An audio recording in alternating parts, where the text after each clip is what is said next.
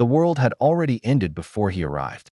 That was the first thing Kratos understood as he pulled himself from the shallow creek bed, water running red with someone else's dried blood. The Georgia sky above him the color of a bruise that refused to heal. He had crossed thresholds between worlds before, had walked the realm of Helheim, had navigated the branches of Yggdrasil, had stood at the edge of Jotunheim and stared into the silence of a dead giant civilization. He knew what the end of things felt like.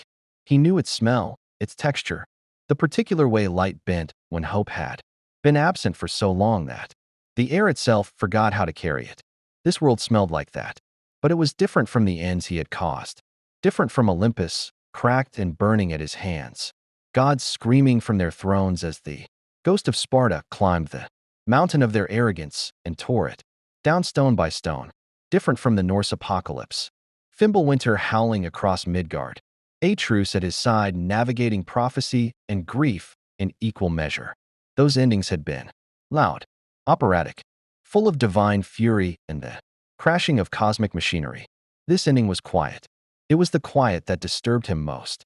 He rose to his full height, water streaming from the gray ash of his skin. The blades of chaos coiled at his hips like sleeping serpents remembering old hungers. The Leviathan axe rested across his back, cold and patient. The trees around him, Georgia pine and kudzu strangled oak, stood in the kind of stillness that had nothing to do with peace. Birds did not call. Wind moved through leaves without enthusiasm. And from somewhere beyond the tree line, perhaps half a mile distant, came a sound he identified immediately. Shuffling, moaning, the wet, tuneless noise of something that had once been human and had since become a problem. Kratos had heard the dead speak before. He had walked Helheim's shores and listened to the damned wail in languages older than Sparta. He had faced Draugr in Norse snowfields, fought hellwalkers that retained the muscle, memory of combat without the soul to give it meaning. The creatures emerging now from the forest's eastern edge were something else, something lesser in divine terms, and yet somehow more disturbing for their simplicity. They were not cursed warriors. They were not punished souls.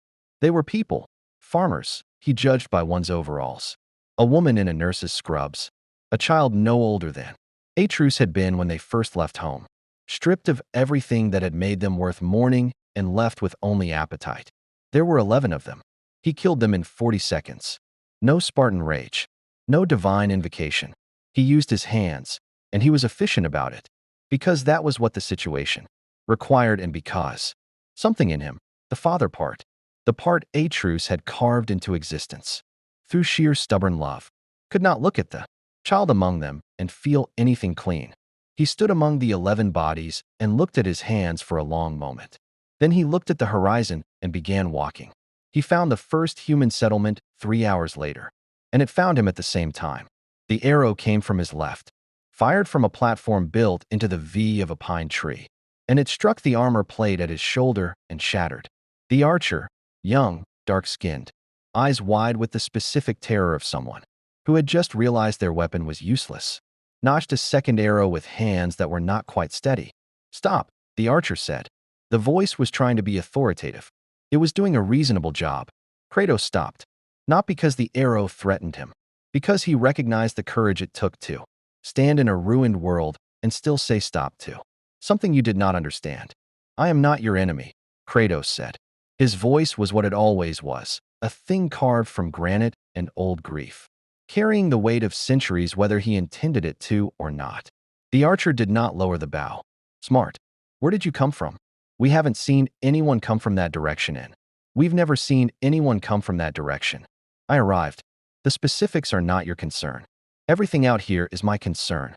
A second voice now, from his right, and Kratos turned slowly, to find a man stepping from the trees with a python revolver leveled at his chest, middle-aged, with a sheriff's hat pushed back on his head, and a right hand wrapped in bandaging that hadn't been changed in too long, one eye that had seen too much, a beard that had grown in the space between who he used to be and who survival had required him to become. He moved like someone who had learned tactics through loss, each step deliberate, each angle calculated, not by training but by the memory of mistakes that had cost him people. Kratos recognized the type. He had been the type. Rick Grimes, the man said, and the name carried its own gravity. I run the community about 2 miles west of here. That's my son up in the tree. A pause. You broke his arrow. It was a poor arrow, Kratos said. He should use heavier broadheads. The fletching was also crooked. Rick Grimes stared at him. What are you?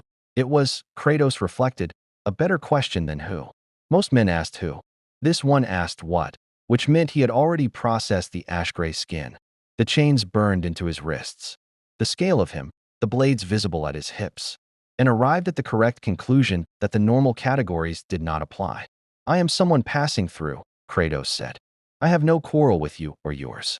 I ask only for information about this world's geography, and perhaps. He paused, and this was the concession that cost him something. The admission that even gods required things, water, clean water. Rick kept the revolver up. You killed those walkers back in the creek bed. Yes. With your hands. Yes. Why? Kratos considered the question with more seriousness than Rick likely expected. Because they were there, he finally said. And because one of them had been a child. Something shifted in Rick Grimes' eye. Not trust. Trust was a currency this world had long since inflated into. Worthlessness, but recognition. The specific recognition of a man who had also made choices in the ruins of what children deserved. He lowered the revolver 2 inches. Not all the way, but 2 inches, in this world, was the beginning of a conversation. Come on, Rick said. We'll talk inside the walls. If you want to see more characters enter different universes, hit that subscribe button and drop the name of a character and the universe you'd want to see them in down in the comments below. Hope shines brightest in the darkest night. Alexandria's safe zone had been a neighborhood once. Kratos could see the ghost of what it was in the bones of it. The manicured lots gone wild with unmowed grass. The solar panels someone had thought to install before the world forgot what planning ahead meant. The reinforced walls that had started as suburban fencing and been built upward, with the desperate ingenuity of people who refused to die conveniently. It was, by any reasonable measure, a remarkable achievement. Humans building order from catastrophe. Sparta had been built on less. He walked through the gate and felt 30 sets of eyes land on him simultaneously. He had experienced this before, the weight of collective human fear focused into stares. In Sparta, it had felt like power. In Olympus halls, it had felt like politics. Here, in this narrow street where children peered from behind their mothers' legs and men gripped weapons they hadn't put down in years, it felt like something more honest than either. These people were afraid because they had learned that new things killed you. That was not paranoia. That was curriculum. Kratos stood still and let them look. A woman approached first. She was tall, dark-haired, with a katana across her back worn the way soldiers wore. Sidearms, not as equipment, but as extension of self. Her eyes were the particular kind of calm that existed on the other side of tremendous violence. The stillness of someone who had metabolized horror into function. She assessed him the way a general assessed terrain. Michonne, Rick said from behind Kratos. Found him near the creek bed. Took out a cluster of 11 walkers barehanded.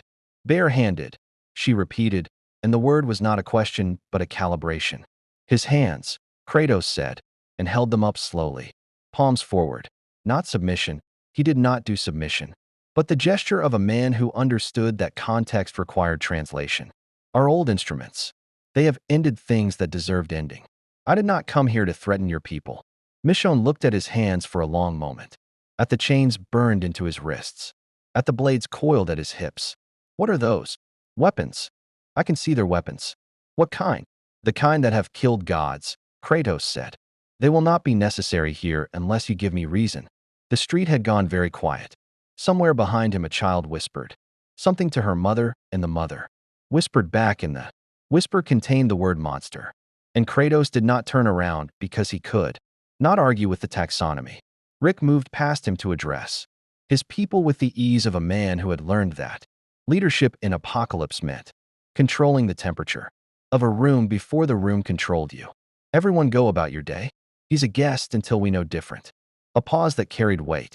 And we treat guests right. That's who we are. The crowd dispersed with the reluctant obedience of people who trusted Rick Grimes. The way you trusted a compass, not blindly, but because every time they doubted it they'd gotten lost. They gave him a room in a house near the wall. Clean water, as promised. Someone had left a plate of food outside the door, canned beans, dried fruit, crackers, and Kratos ate without sitting down, standing at the window watching the perimeter guards make their rotations. Professional habits. He cataloged their timing, their blind spots. The way the wall's southwestern corner was slightly undermanned on the hour change. Not because he planned to exploit it, because he was Kratos. And a room was only as safe as your understanding of its vulnerabilities. Rick came an hour later. He came alone, which was either confidence or a calculated display of it. And he sat in the room's single chair, with the particular exhaustion of a man who had not slept fully in years and had learned to function inside that deficit. I need to understand what you are, Rick said. Not for me. For them. He nodded toward the window, toward Alexandria. I make decisions about what's safe for those people. I can't make good decisions without good information. A reasonable position, Kratos said. So talk to me. Kratos was quiet for a moment. He had told his story before, to Atreus, in pieces, across years of travel and silence and the slow, painful reconstruction of what a father was supposed to be. He had never found it easy. He did not expect to find it easy now. I am from another world, he said. I was a god of war. I killed the gods of my first world, because they deserved killing and because I was not wise enough then to find another way. I killed many of the gods of a second world for better reasons, though the line between the two grew thinner than I liked by the end. He looked at Rick. I arrived here through means I do not yet fully understand. This world called to something in me. Its grief, perhaps. Its particular exhaustion. I have heard that sound before in many forms. Rick was quiet for a long moment. The python rested on his knee, not aimed at anything, just present. You killed gods. Yes. And you're telling me you're one. I am telling you I was. Made one. I did not seek it. A pause. I have learned that godhood is less about power and more about what you do when no one can stop you. Rick Grimes looked at him with the expression of a man who had spent 3 years developing a philosophy about exactly that question. Yeah, he said softly. I've had some time to think about that too. It was not friendship. It was not trust. But it was two men who had carried impossible weight, recognizing the calluses on each other's hands. And in the calculus of Alexandria's broken world, that was worth more than most currencies still in circulation. Then Karl appeared in the doorway. He was 16 or thereabouts. One eye covered by the patch that Kratos had already noticed from a distance and filed. Without comment, he stood in the doorframe with his father's deliberateness and his own version of courage, younger, less processed, more raw, and he looked at Kratos the way young men look at things they are trying to decide, whether to fear or chase. You're the one who killed the walkers near the creek, Karl said. Yes, Dad does that too. All of us do. A pause that was trying not to be a challenge and mostly failing. What makes you different? Kratos looked at the boy, at the eye patch, at the way he stood in a doorframe like he owned the right to stand in doorframes, which was a thing that had to be earned in this world and which Karl Grimes had evidently earned at significant cost. He thought of Atreus.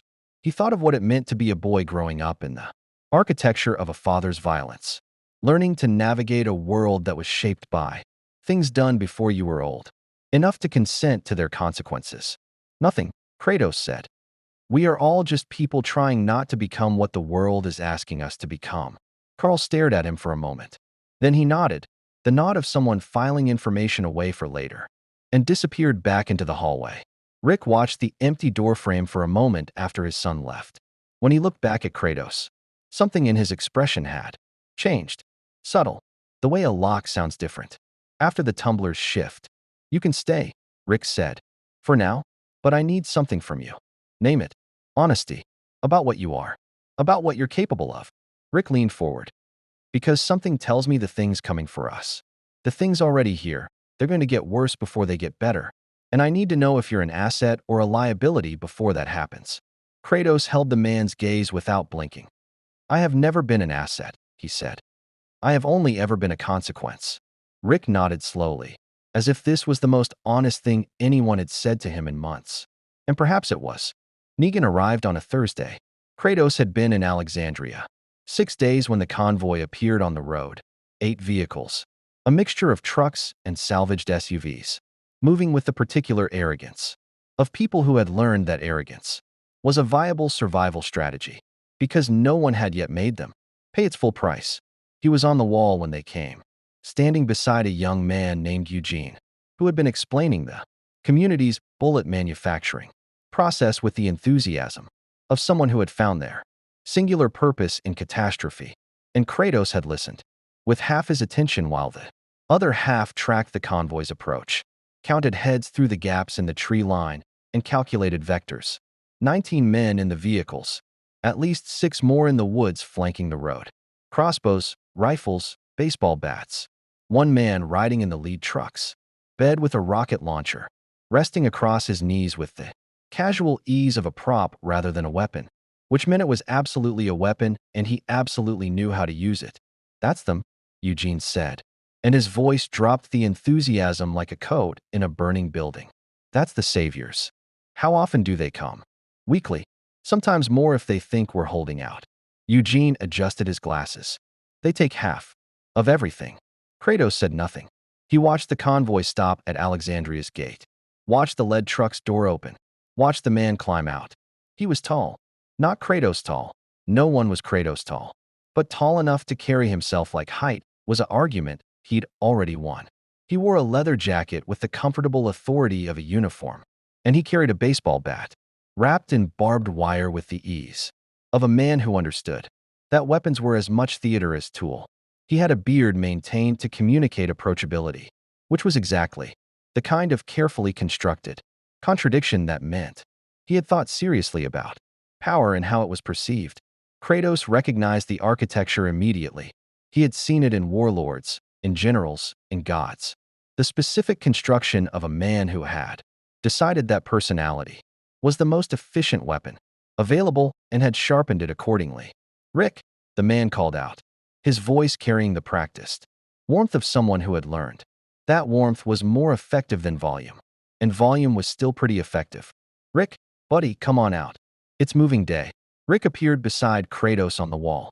He had arrived quietly, which was a skill Alexandria's leader had developed to a fine edge, and he stood for a moment looking down at the convoy before he spoke. "Who is that?" Kratos said. It was not a question. It was the precursor to an assessment. "Negan," Rick said, and the name carried the specific weight of a wound that had not closed. "He runs the Saviors, largest group in the region." A pause. "He killed 2 of my people when we first met. With that bat." Kratos looked at the bat, at the barbed wire, at the dried staining on it that had not been fully cleaned because men like Negan understood that a weapon was more valuable carrying its history visibly than without it. "He expects tribute," Kratos said. "Half of everything we produce. Food, medicine, ammunition, supplies." Rick's jaw tightened. "In exchange for protection." "Protection from what?" "From him." Kratos was quiet for a moment. "I have known kings who operated this way," he said. "They lasted until someone decided the cost of removing them was lower than the cost of enduring them." Rick looked at him carefully. "We're not there yet." "I did not say you were." Negan saw him when the gate opened. To his credit, the man's stride did not break. His expression shifted, the eyes doing a rapid recalculation that the smile was deployed to cover, and he covered it well, better than most would have. He walked through Alexandria's gate and stopped 15 feet from Kratos and looked up at him with the particular expression of a man encountering a variable his model had not accounted for. "Well," Negan said. "Hot damn." He looked Kratos up and down with theatrical appreciation. "Rick, Rick, Rick, Rick, you have been holding out on me. Who is this magnificent, grumpy-looking individual?" "A guest," Rick said. "A guest." Negan tasted the word. "A guest who looks like he was carved out of a mountain by someone who was very angry about something." He turned to Kratos directly, which took a specific kind of nerve, and extended his hand with the practiced confidence of a man who used handshakes to establish hierarchy. "Negan, I run things out here. You are." Kratos looked at the extended hand for a long moment. He did not take it. Negan held the handshake off for 1 beat past comfort, then withdrew it with a grin that had recalibrated without losing its surface temperature. "Man of few words. I respect that. I really do. I talk enough for several people. So the balance is appreciated." He looked at Rick. New recruit. He's not a savior, Rick said. No. Negan agreed, studying Kratos again. No, he is definitely not a savior. What are you, big man? Ex-military? Because those. His eyes moved to the blades at Kratos' hips. Those are not standard issue anything I've ever seen.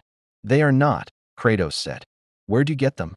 I took them from the god who burned them into my flesh as punishment for serving him. The sentence landed in the space between them and sat there. Negan blinked once. Then he laughed, genuine laughter, which was the most dangerous kind for a man like him because it meant he was interested. I like this guy, he announced to no one in particular. Rick, I like your guest. I'll pass that along, Rick said flatly. The tribute collection proceeded. Kratos watched it with the stillness of a man, converting observation into architecture. He watched Negan's people move through Alexandria with the practiced efficiency of a system that had been running long enough to have developed protocols. He watched Alexandria's people comply with the particular combination of resentment and calculation. That meant they were enduring, not accepting, storing the weight of this against a future moment when the scales would be rebalanced. He watched Negan watch him throughout. The man was not stupid. He was using the tribute collection as a secondary exercise, moving through Alexandria with his bat resting on his shoulder like a conductor's baton, conducting the specific music of how people responded to him. And throughout all of it, every few minutes, his eyes came back to Kratos with the look of a man solving a problem he hadn't decided yet whether he wanted to solve. When the convoy was loading the last of the tribute, Negan drifted back to where Kratos stood. So, Negan said, quieter now. The performance dialed down to something more honest and therefore more dangerous. You're not with Rick. You're not scared of me. Which is a gesture acknowledging the rarity, genuinely refreshing. And you've been standing here for 2 hours doing the math on my people, my operation, and what it would take to dismantle it. He smiled. Don't bother denying that last part. I do the same thing in every room I walk into. It's a habit men like us develop. Men like us, Kratos repeated. Men who've had to become something harder than they wanted to be to survive something that should have killed them. Negan's voice was stripped of theater now, just the instrument beneath the performance. I don't know what you came from, big man, but I know that look. I wear it in the mirror every morning. Kratos looked at him for a long moment. At the bat, at the man behind the bat, at the distance between who Negan had been before and what the world had turned him into and how much of that transformation Negan himself had authored versus how much had been authored for him. You are not wrong, Kratos said, that we share certain histories. Negan's eyes sharpened with interest. But you are wrong, Kratos continued, about what that history requires us to become. He held Negan's gaze. I have been what you are. I have taken tribute in blood and fear and told myself it was strength. A pause that carried the weight of a pantheon's worth of consequences. It was not strength. It was the thing I did because I had not yet found the courage to be something better. The silence between them stretched. Negan's expression moved through several rooms before, settling on something that was not quite anger and not quite respect and existed in the particular space between the two where dangerous decisions are made. Hell of a thing to say to a man holding a rocket launcher's insurance policy. Negan said softly. I have said harder things to harder men, Kratos replied. They are no longer in a position to dispute it. Negan looked at him for one more long moment. Then he turned, walked back to his convoy, and climbed into his truck. As the vehicles pulled out, he leaned from the window and pointed at Kratos with 2 fingers, not a threat, not a greeting, but the gesture of a man marking something for future attention. The gate closed. Rick appeared at Kratos' shoulder.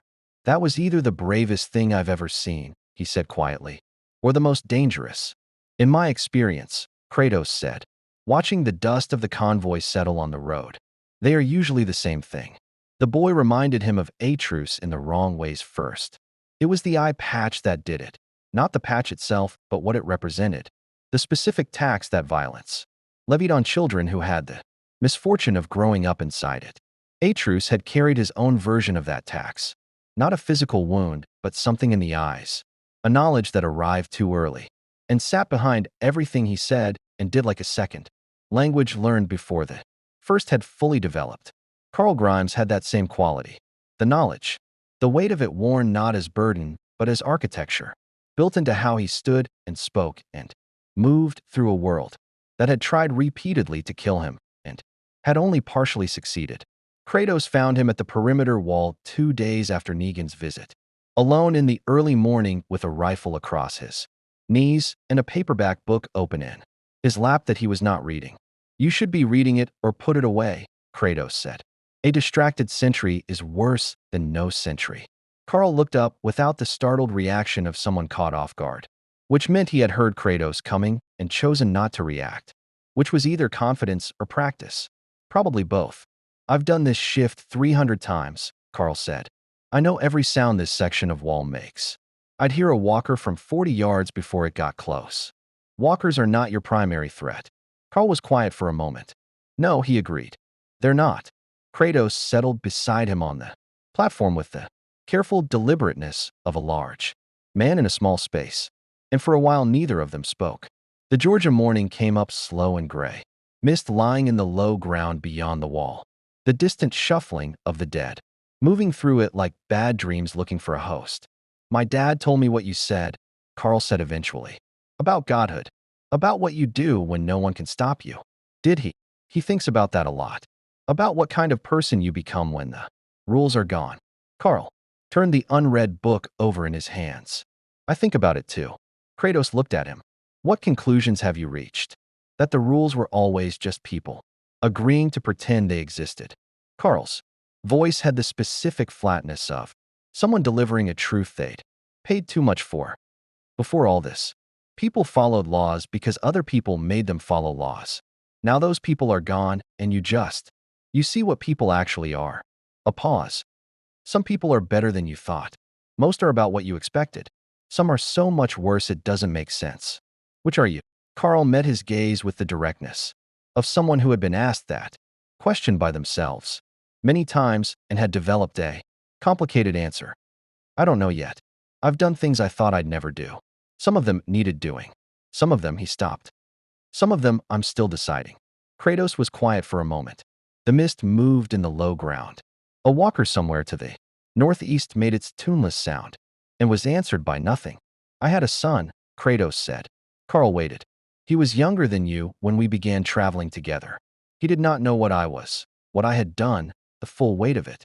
I told him in pieces over years, because I did not know how to give a child the whole truth of his father at once." He looked at his hands, the chains, the old burns. "I am not certain I made the right choices in how I disclosed it, but I made the choices I was capable of making at the time." "Where is he now?" "In another world. Safe, I believe." "Grown." A pause that carried the particular ache of distance that had no physical remedy. "He became something better than me. That was what I wanted. I did not know how to want it without also fearing it. That he would look back at what I was and find me wanting." Carl absorbed this with the seriousness it deserved. "Did he find you wanting?" "Often," Kratos said. He was right too. Carl turned back to the wall, to the mist, to the walkers moving through it. "My dad killed someone to protect me once. Someone who was still alive. A person." He said it without drama because the drama had long since been processed into something harder and quieter. "I understood why. I still understand why. But I watched him do it, and something changed after that. In him, in me, in how I saw what surviving actually cost." "That cost does not decrease," Kratos said. "You do not spend it once and move on. It compounds." "Yeah." Carl's voice was barely above the mist. "Yeah, I know." They sat in the early morning silence together. The god of war and the boy who had grown up inside humanity's ending. And the space between them had the quality of two people who had arrived at the same difficult country by entirely different roads. It was Michonne who told him about Lori. Not directly. She was not the kind of woman who disclosed things directly. She operated in the oblique, in the things said around the edges of the thing itself. And Kratos had learned in 6 days to listen to the edges. They were sparring in the community's open lot, which had begun as her assessment of him and had evolved into something more mutual. "And between combinations," she said, without preamble, "Carl lost his mother 2 years ago. She died in childbirth. He was the one who," she paused with the precision of someone choosing exactly how much to say, "he had to handle it, so she wouldn't turn Kratos stopped moving. Michonne watched him process it. He was 14, she added. The mathematics of it assembled themselves in Kratos' mind with the grim efficiency of long practice at accounting for what violence did to young minds. 14 years old. His mother. A gun. The specific terrible mercy of it. He thought of Atreus learning what Kratos had done to his own family. Not by necessity, but by rage. By the worst moment of the worst version of himself. He thought of the different shapes that the damage done to children took and how all of them, regardless of shape, left the same fundamental mark. He carries it well, Kratos said, which was the closest he could come in that moment to what he actually meant. He carries it the only way available, Michonne said, which is forward. She resumed her stance and Kratos met her, and for a while the language between them was the cleaner one of movement and force, and the particular honesty of combat between two people who both knew what they were doing. She was exceptional, not godlike, but exceptional in the way that pure human capability, refined by necessity, could be. Her katana a precise extension of intention rather than effort. He did not use his full strength.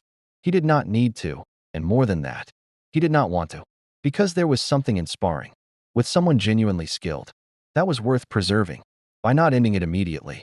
Afterward, breathing hard in the way he rarely did anymore, she said, Negan is going to come back for you specifically. I know.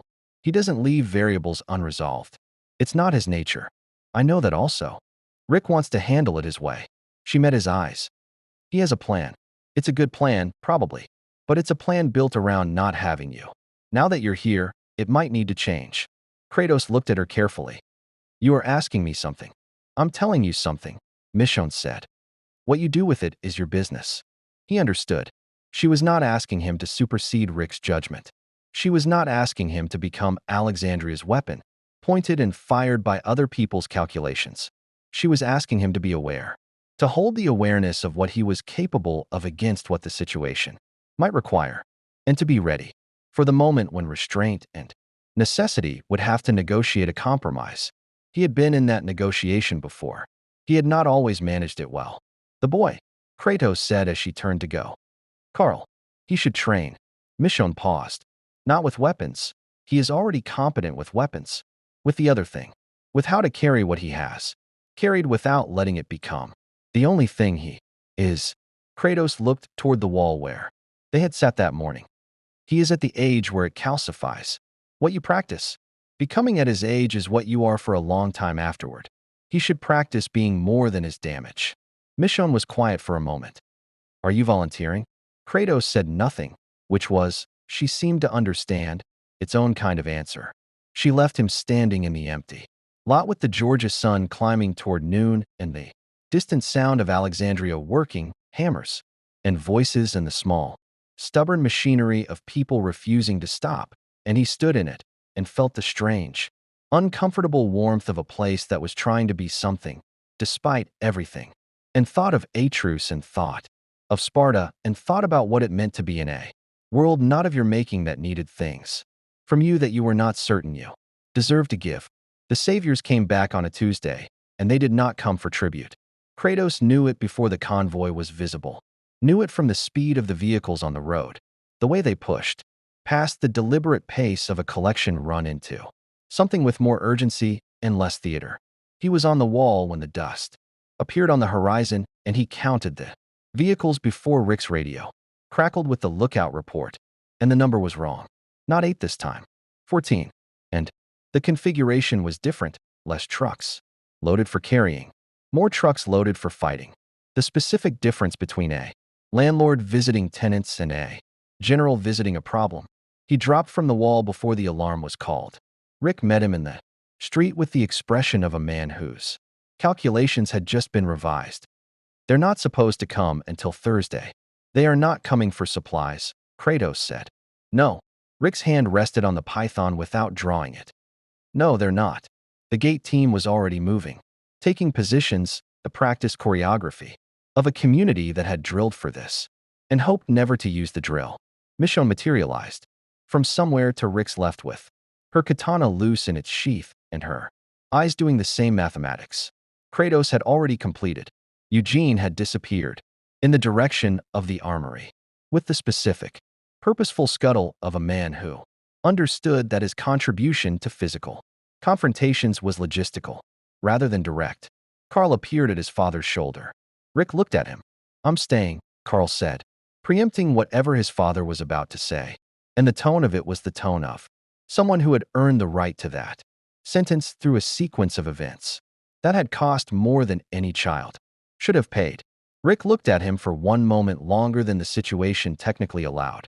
The look of a father doing rapid triage between protection and respect. And then he nodded once and turned back to the gate. The convoy stopped outside. Doors opened. Negan climbed out. He was dressed the same, leather jacket, barbed wire bat on his shoulder, but the performance was calibrated differently. Today, the showmanship was still present because it was structural to him, inseparable from his function. But underneath it, the temperature was different. Cooler, more precise. The warmth he deployed as instrument had been set aside in favor of something more direct. He looked up at the wall and found Kratos immediately. "Morning," Negan called up. "I'd like to have a conversation with your house guest, Rick." Man to man. Well, a gesture acknowledging the inadequacy of the category. Whatever category he falls into in man. Rick appeared on the wall beside Kratos. "We can talk through the gate. I'd rather come in." "I'd rather you didn't." Negan smiled the smile of a man who had prepared for this response. "Here's the thing, Rick. I've been doing this long enough to know when something changes the math. And your friend up there," the bat pointed toward Kratos with the ease of a conductor's baton, "changes the math. I'd like to understand how before I make decisions based on old numbers." Kratos spoke before Rick could respond. "Then speak." His voice carried over the wall with the natural projection of a man who had addressed armies and gods alike, and it landed in the space between Alexandria's gate and Negan's convoy with a weight that reorganized the geometry of the confrontation. Negan looked up at him. Something in his expression settled into something genuine. The performance dropped another layer, the way it had in their first conversation. The register of a man speaking to someone he had assessed as worth speaking to honestly. "Come down here," Negan said. "Just you. Let's take a walk." Rick objected. Michonne objected more specifically and with tactical detail. Carl said nothing but stood in a way that communicated objection through posture alone. Kratos walked through the gate. He heard Rick behind him. "This isn't," and held up one hand without turning around. Not dismissively, but with the clarity of a man communicating that the decision had been made and the time for consultation had passed. He heard Rick stop. He heard the gate close behind him. He walked to where Negan stood, and they faced each other in the road with the saviors arranged at a respectful distance that was not quite far enough, and the morning sun climbing above the Georgia tree line with the indifference of a thing that had no position on what happened beneath it. "Just us," Negan said, and gestured down the road away from the convoy. An invitation. They walked. For 100 yards neither of them spoke, which suited Kratos and seemed to suit Negan also. The silence between them, the functional kind rather than the hostile kind. The road stretched ahead, cracked asphalt with weeds pushing through, bordered by pine and kudzu and the occasional abandoned vehicle that had been pushed to the shoulder by someone doing road clearance at some earlier point in the world's unwinding. "I've been running this operation for 2 years, Negan said eventually. "Built it. From 11 people with 3 guns into what you saw pull up this morning. Did it by being smarter than everyone around me and by being willing to do things other people wouldn't." He paused. "I have done some things I'm not proud of. I've also done some things I am proud of that other people wouldn't be. And I've made my peace with which category is which." "Why are you telling me this?" Kratos said. "Because you told me something honest last time and I owe you the same." Negan looked at the road ahead. "I came today because I need to know what you are. Not philosophically. I heard your speech. I respect your speech. Speeches are above my pay grade to argue with. I mean tactically. Practically." He stopped walking and turned to face Kratos directly. "Because there is something coming that Rick doesn't know about yet. Something that makes the saviors in Alexandria look like a neighborhood dispute." Kratos looked at him. "Explain." "My people have been running into something in the Southern Territory. Groups of survivors, or what look like survivors from a distance, moving with the dead. Not running from them. Moving with them. Directing them." Negan's jaw tightened. Last week they took out one of my outposts. 14 people. Left the walls standing and the supplies untouched. Took the people. Or took the bodies. We found the walls and the supplies and nothing else. Kratos was quiet for a moment. How many in these groups? Hard to count. They were the dead.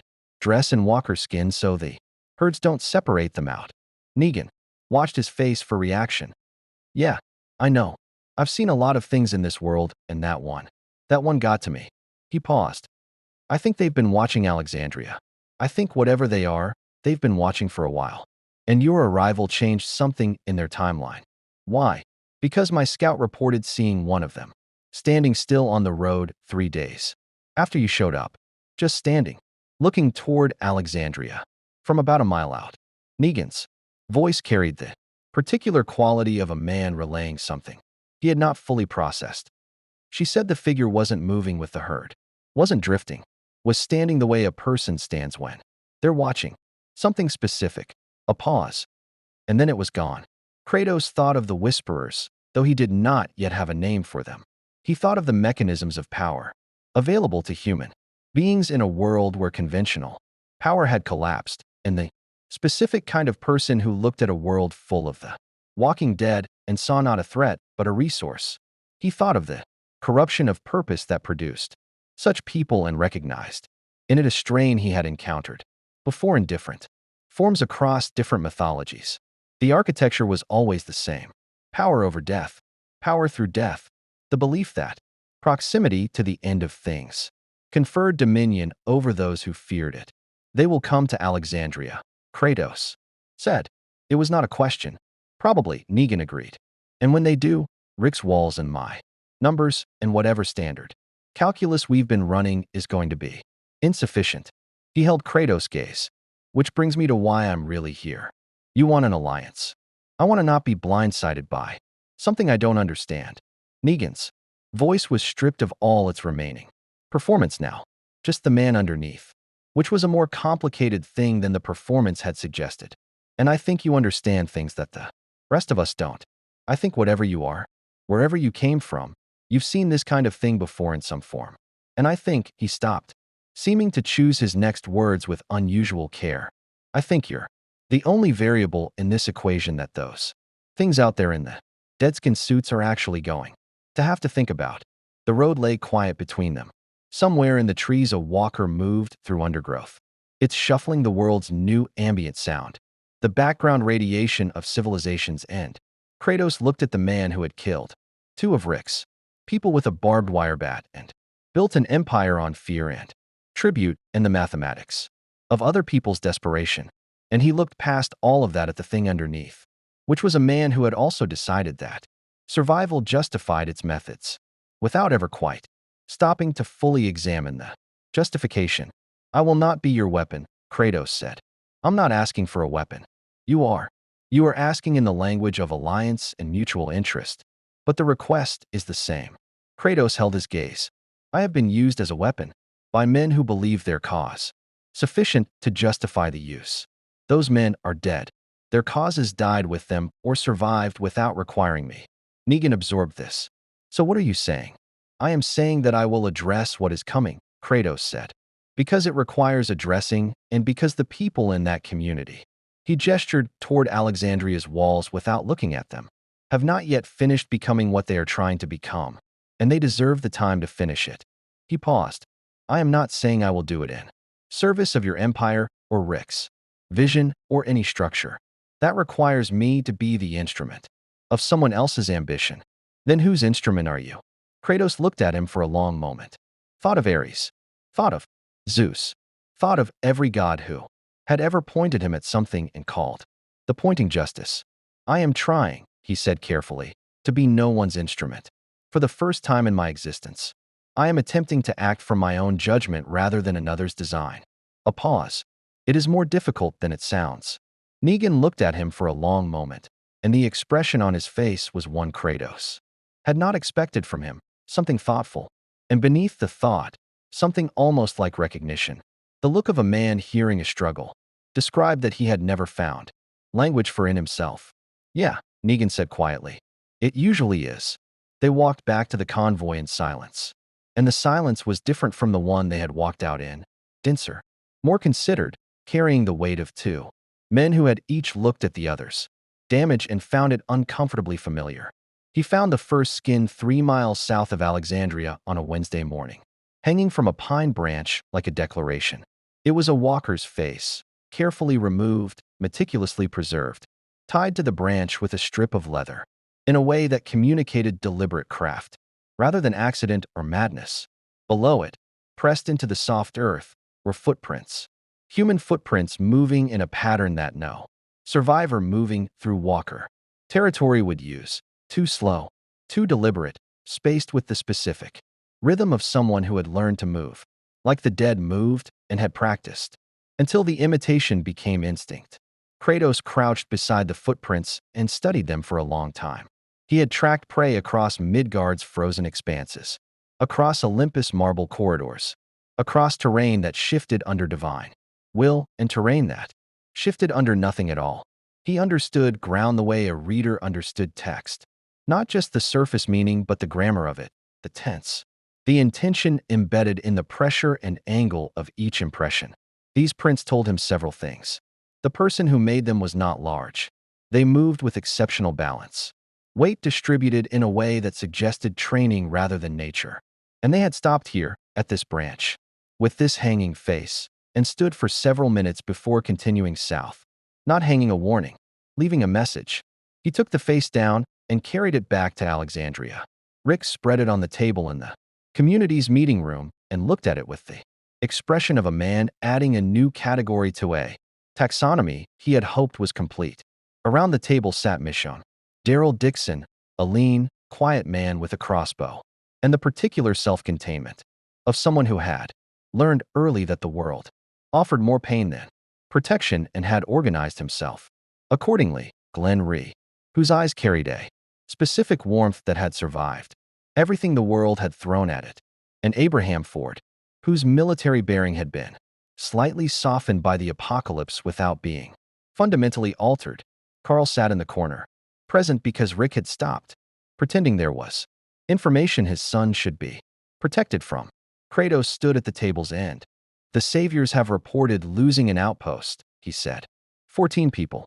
The site was intact but emptied of its inhabitants. No blood, no walker activity, no signs of conventional combat. He looked around the table. I found this 3 miles south.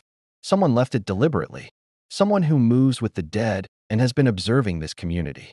The room processed this with the efficiency of people whose threat assessment mechanisms had been honed by years of continuous application.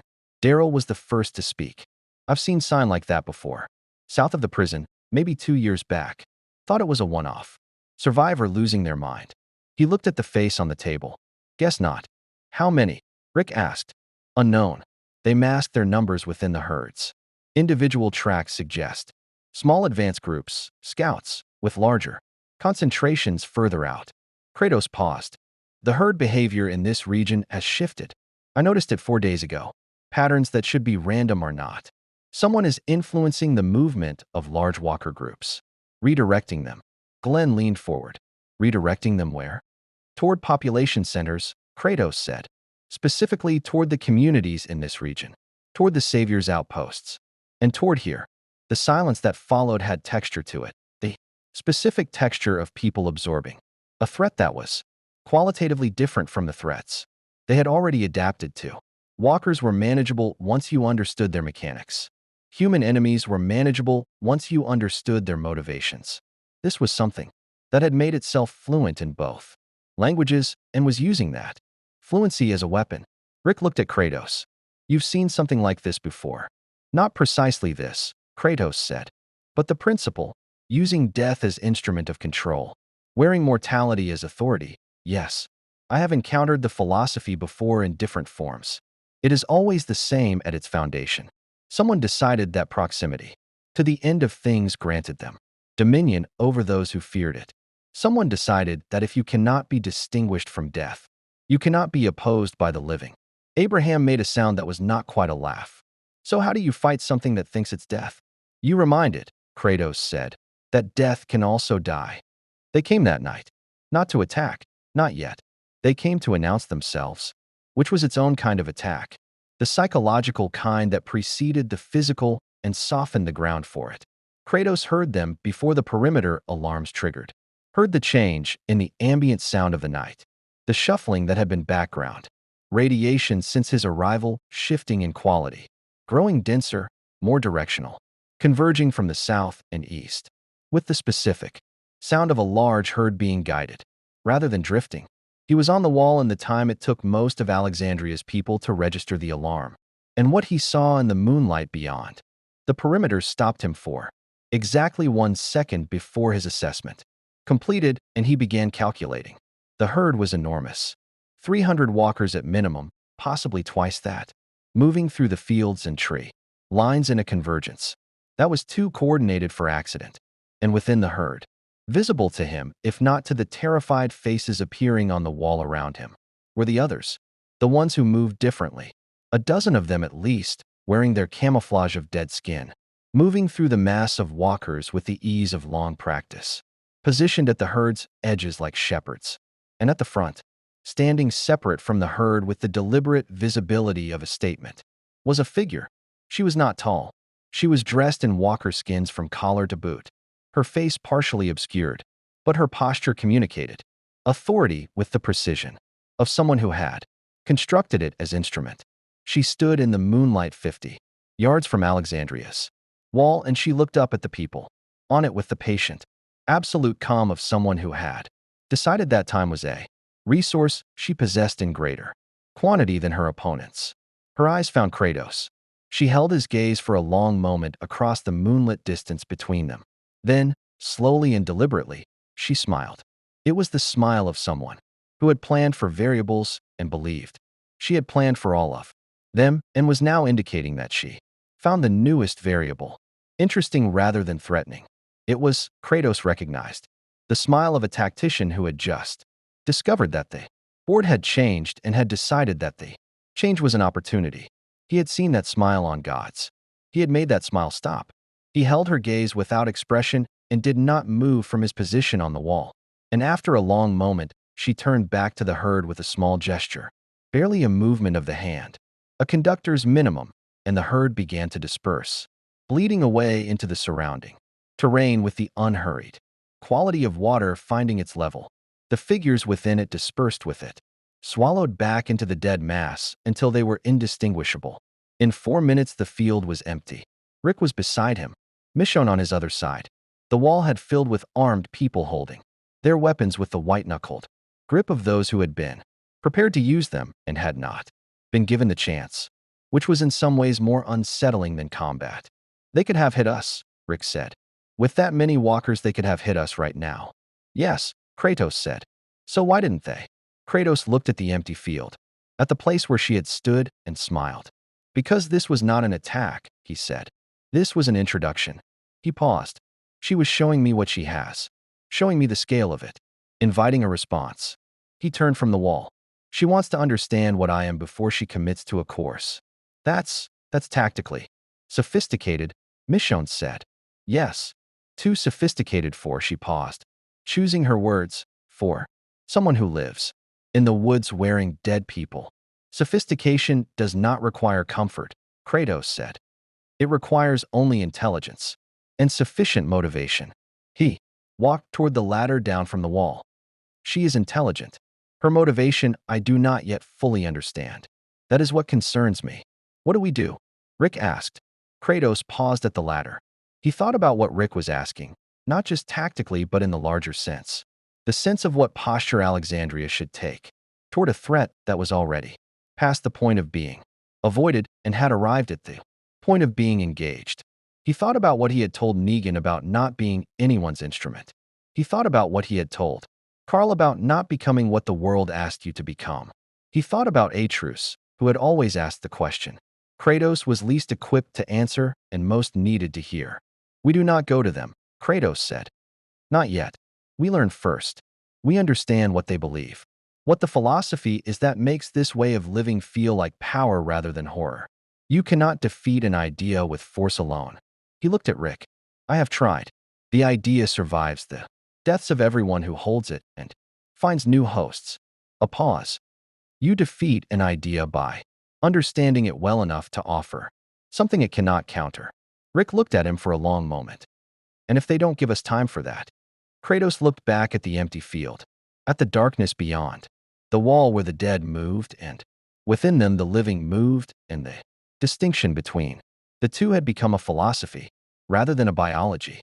Then, he said, we do not give them time for anything. Her name, they learned, was Alpha. It came from a savior scout captured 2 days after the demonstration at the wall, a young man named Paolo, who had been taken from a road patrol and released 3 hours later with a message carved into the leather of his jacket and a look in his eyes that had not fully returned to baseline and possibly never would. The message was brief. It named a location. It named a time. It named a single condition, one representative, unarmed, to hear terms. Rick read it twice and then looked at Kratos. She wants you, he said. It was not a question. The message had not specified by name. It had specified by description. And the description left no ambiguity. The gray one. The one who stands on your wall like he built it. Yes, Kratos said. I don't like it. You are not required to like it. You'd be walking into her territory. Into the herd. Rick set the jacket down. With no weapons. Kratos looked at him with the patient expression of a man for whom the concept of being unarmed was more philosophical than practical. His hands had torn the heads from Olympian gods. His hands had cracked the foundations of Asgard. The blades and the axe were extensions of his capability, not the source of it. And any person intelligent enough to arrange this meeting understood that stipulating he arrive without them was theater, rather than genuine disarmament. Which meant Alpha understood it too. Which meant the condition was not about neutralizing him. It was about seeing whether he would comply, whether he operated within the logic of negotiation or outside it. It was a test of what kind of thing he was. I will go, Kratos said. The location was a field 3 miles southeast. A former farmstead reduced by time and neglect to a foundation, a collapsed barn, and a well that still worked judging by the lack of rust on its crank handle. Kratos arrived at the specified time, mid-morning, the sun high enough to eliminate the tactical advantage of shadows, and found the field empty. He waited. He was not accustomed to waiting as passive activity. In Sparta, in Olympus, in the Norse wilderness, waiting had always been the prelude to something violent, and the time was spent in preparation for that violence. Here he stood in the Georgia, morning with his hands at his sides and practiced the thing that Atreus had tried to teach him by example over years of travel. The discipline of stillness that was not merely the absence of movement, but the active management of what movement might become. 3 minutes passed. Then Alpha stepped from the tree line. She had removed the walker skin for this meeting, which was itself a statement. She was showing him her face, which meant she was showing him something she valued, which meant she was investing in this conversation rather than merely conducting it. She was a woman of middle years, lean with the leanness of sustained physical hardship rather than choice, with pale eyes that had the quality of having looked at the world for a long time without blinking and having arrived at conclusions that the world had not asked them to reach. She stopped 10 feet from him, and they regarded each other in the morning light. You are not what I expected, she said. Her voice was flat and precise, stripped of the emotional modulation that most human speech carried, as though she had decided that tone was a vulnerability and had excised it. Few things are, Kratos said. I expected something simpler, something that could be categorized. She looked at him with the dispassion of a naturalist examining an unfamiliar specimen. You are not from here. No, not from this country. Not from this world, Kratos said, because she was clearly a person for whom half-truths would be more insulting than difficult truths, and he had learned to read that type accurately. She absorbed this without visible reaction, which confirmed his assessment. I thought as much. The dead respond to you differently than they respond to others. When you move through a herd, they part, not from instinct. They have no instinct left that would explain it. From something older than instinct. She paused. You smell like death to them. Not recent death. Ancient death. The death that was before all other deaths. Kratos said nothing. We have built our lives on an understanding, Alpha said, that the old world is finished. That everything the old world valued, its hierarchies, its sentimentalities, its insistence on preserving weakness, was a disease. That the new world is clarifying. It removes what cannot survive and strengthens what can. She looked at him steadily. We do not fight the dead. We have learned from them. We have adopted their nature so completely that they no longer see us as separate from themselves.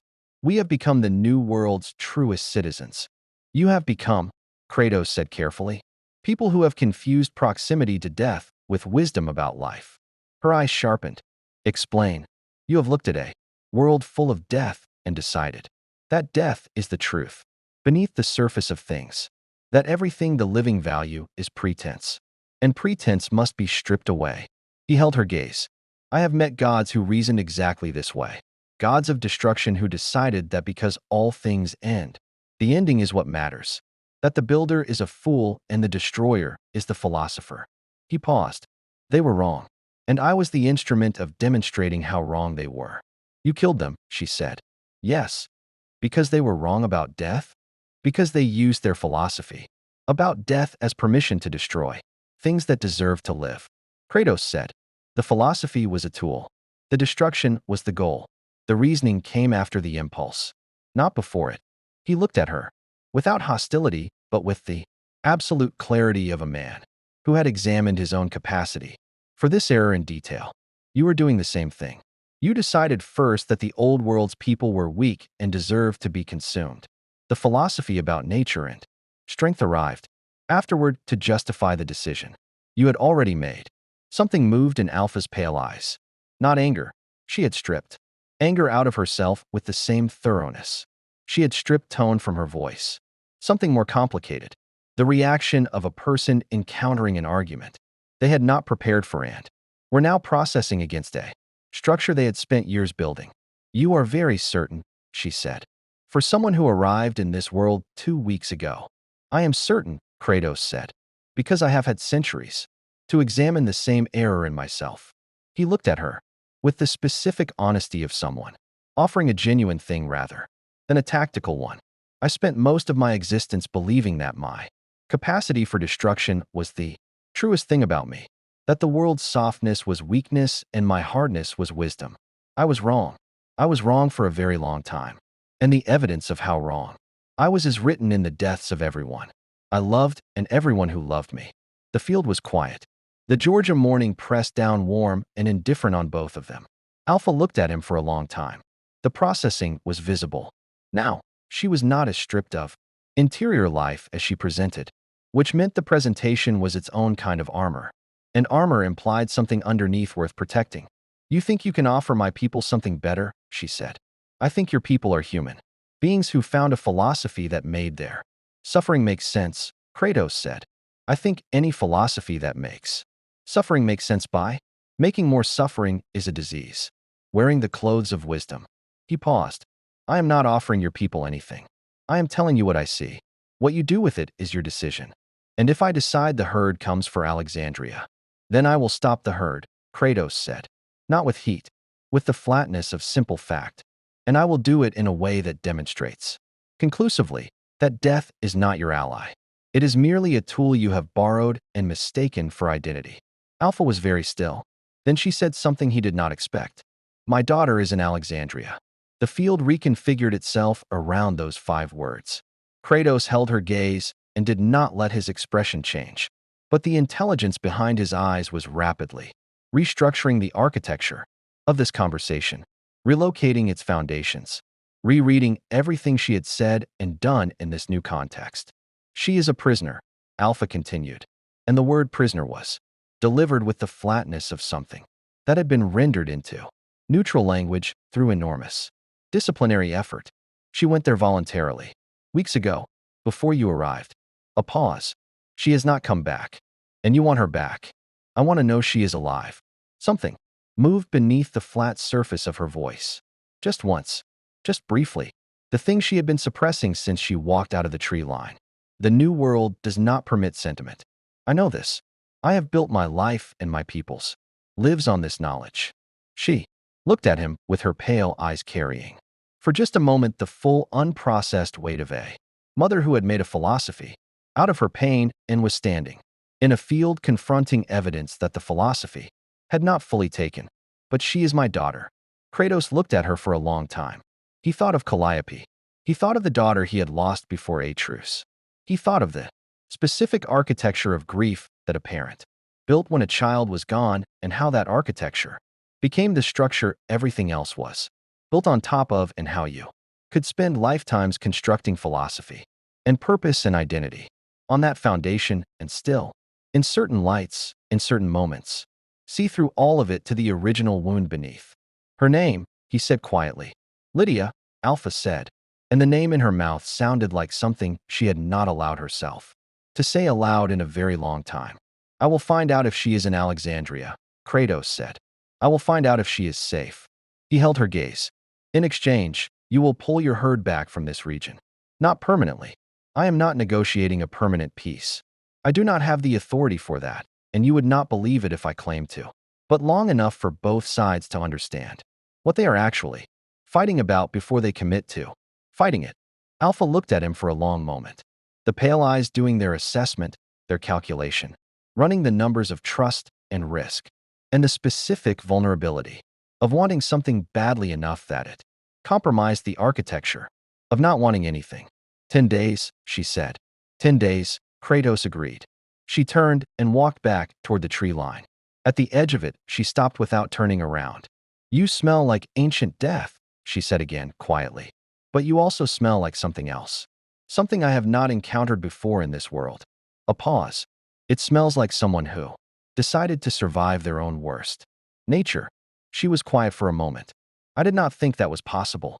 She stepped into the trees and was gone, swallowed by the forest with the complete, practiced silence of someone who had made disappearance into an art form. Kratos stood in the empty field for a long moment.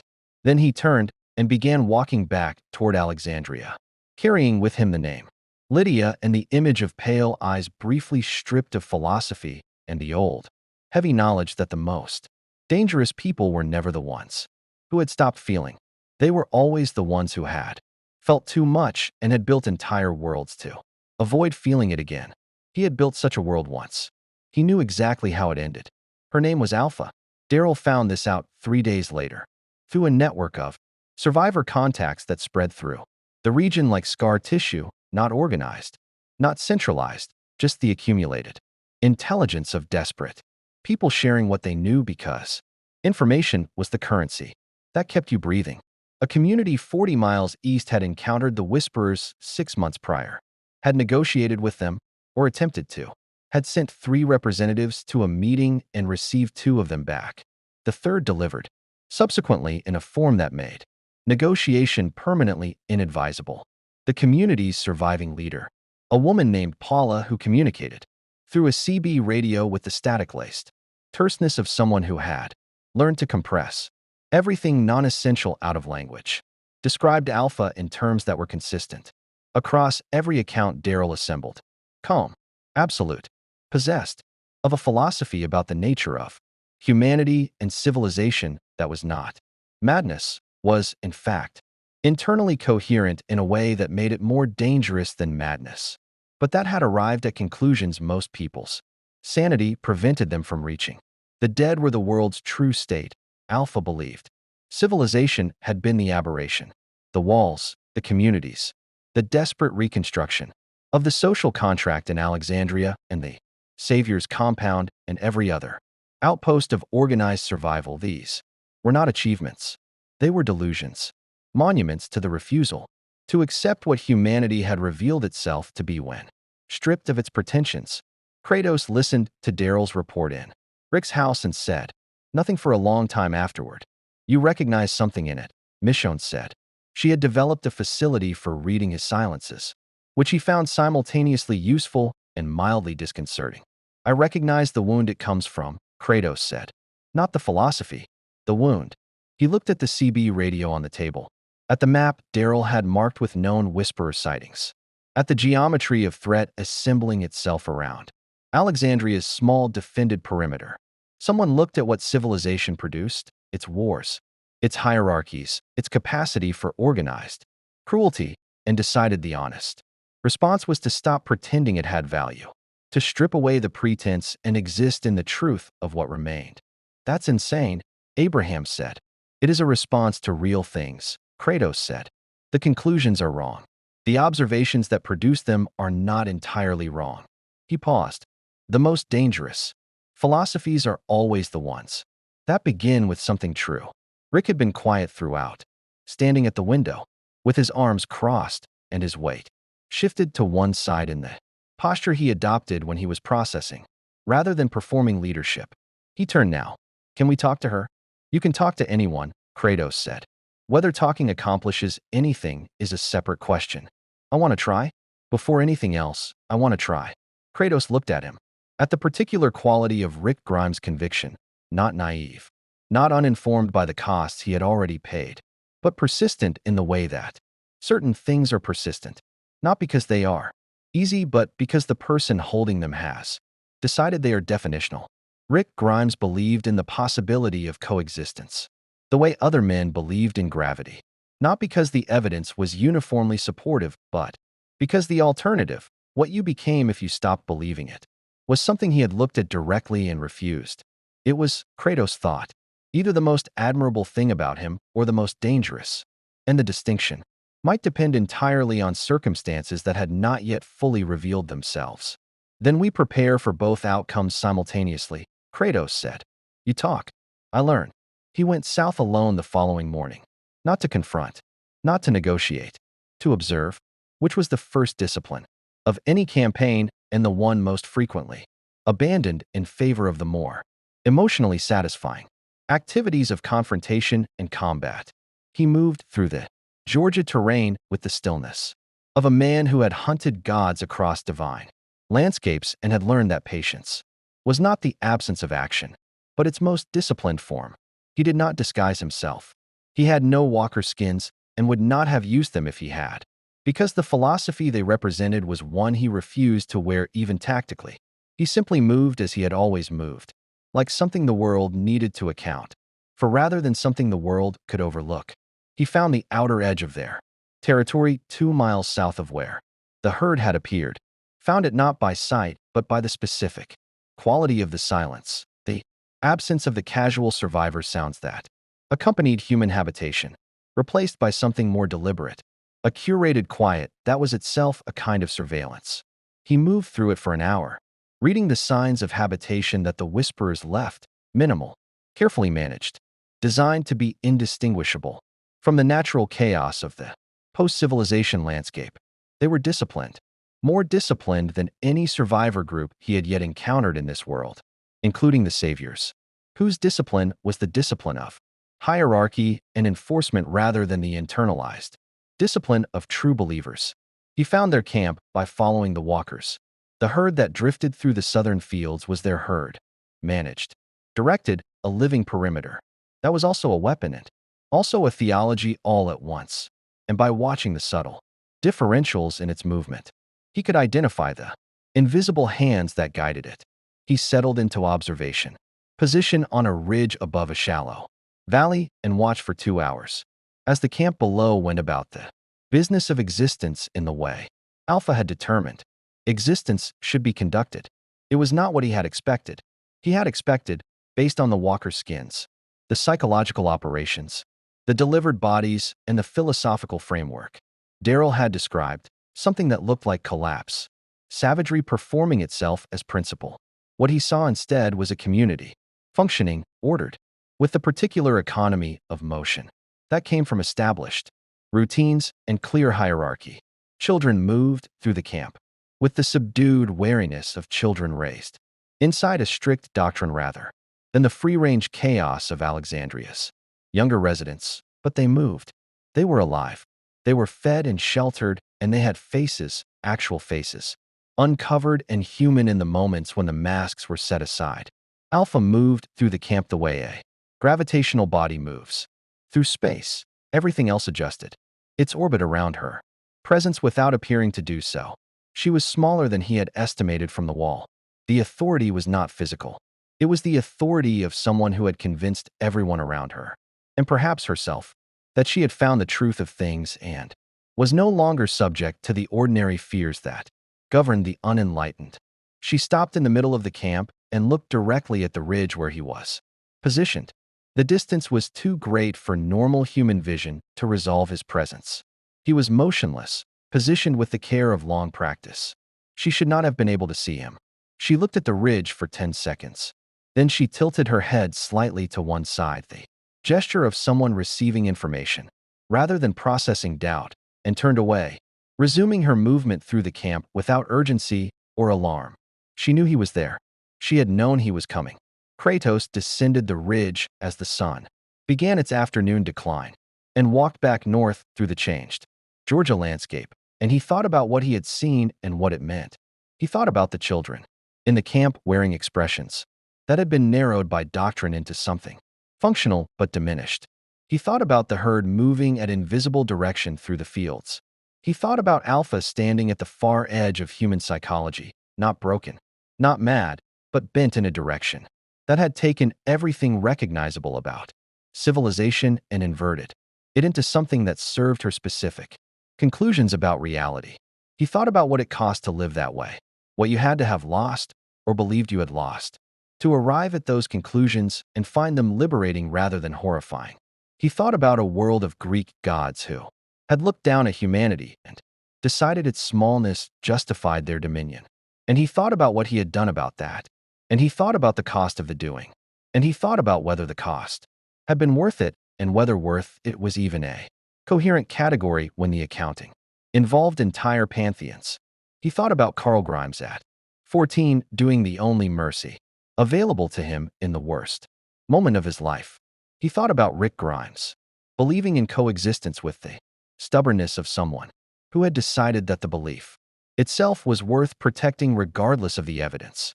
He returned to Alexandria as the sun set and found Rick waiting at the gate with the expression of a man who had news and was deciding how to carry it into a conversation. She sent a message, Rick said, through one of the survivor contacts. Oral, not written. He paused. She wants to meet. Not a herd demonstration this time. Just her and one other. Tomorrow, at the southern road marker. Kratos looked at him. And you? And you? Rick confirmed. She specifically asked for both of us. By description. He paused. She described you as. He seemed to search for how to frame it. The gray-skinned god who arrived from nowhere and has not yet decided what he is. Kratos was quiet for a moment. She is not wrong, he said. Rick looked at him carefully. She also said something else. I said to tell you. He checked the mental note of the messages. Exact wording with the precision of a man who understood. That exact wording mattered. That she has been waiting for something like you. That the world sends what the world needs. And what it needs now is something that does not lie to itself about what existence requires. The message settled between them in the Georgia dusk.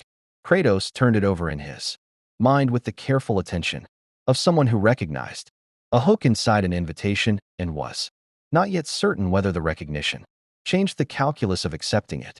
She was intelligent. She had planned for variables. She had, somehow, known he was watching from the ridge and had chosen to demonstrate that knowledge rather than act on it. She was also, underneath all the philosophy and the walker skins and the managed herds and the inverted theology of civilization's rejection, someone who had looked at the world's ending and made herself into something that could not be hurt by it anymore. He understood that. Understood it in the way you understood the architecture of a wound. You had also carried. Recognized the load-bearing walls of a damage built into a fortress. I will go, Kratos said. Rick nodded. I figured. But Rick. Kratos looked at him directly. Whatever she says to you at that meeting, whatever framework she offers, whatever truth she claims to have found, do not mistake fluency for wisdom. She has found a way to live inside the end of the world without pain. He paused. That is not the same as finding a way to live. Rick held his gaze. You sound like you know something about that distinction. I spent a century, Kratos said, learning it the hard way. Alpha came to the meeting without her mask. It was a statement. Kratos recognized it. Immediately, the deliberate vulnerability of a person who had decided that showing their face was not exposure but demonstration. Proof that they operated from a position secure enough to dispense with the theater of concealment. She stood at the southern road marker in the early morning with a tall, heavily built man behind her whose presence communicated bodyguard without requiring the word.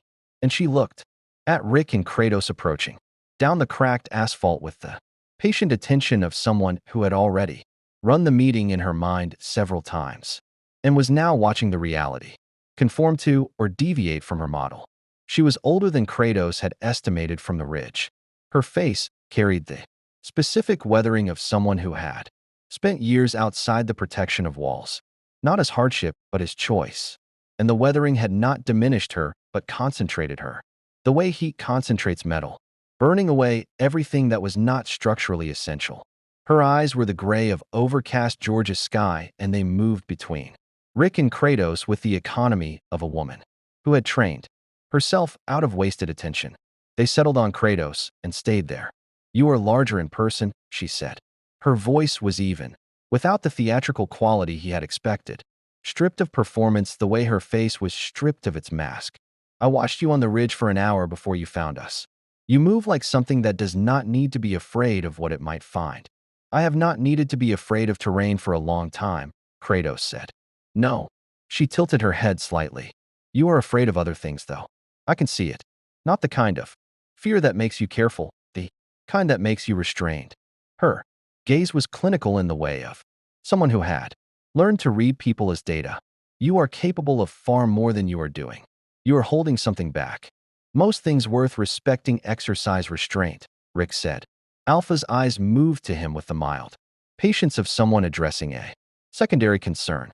"Rick Grimes," she said, and his name in her mouth had the quality of a file, retrieved rather than an introduction. "I know about you, about the prison, about what you built and what you lost, about the choices you have made and the ones you tell yourself you haven't." She paused.